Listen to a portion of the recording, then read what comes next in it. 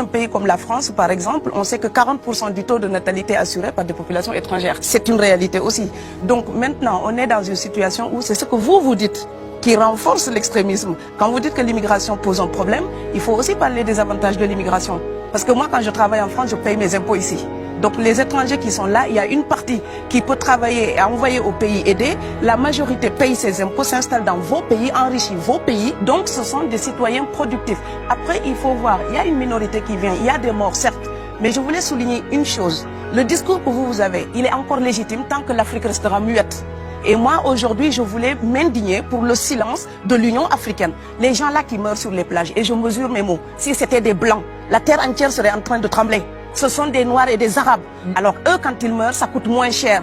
Ici, j'étais venu en 2008 et j'avais dit, l'Union européenne, avec ses flottes de guerre, avec son économie, je vous dis une chose, si on voulait attaquer nos pays ici en Occident, il y aurait des moyens de se défendre.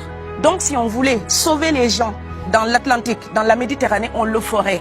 Parce que les moyens qu'on a mis pour Frontex, on aurait pu les utiliser pour sauver les gens. Mais on attend qu'ils meurent d'abord. C'est à croire que le laisser mourir est même un outil dissuasif. Et je vais vous dire une chose, ça ne dissuade personne.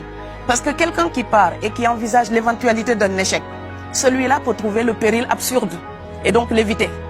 Mais celui qui part pour la survie, qui considère que la vie qu'il a à perdre ne vaut rien,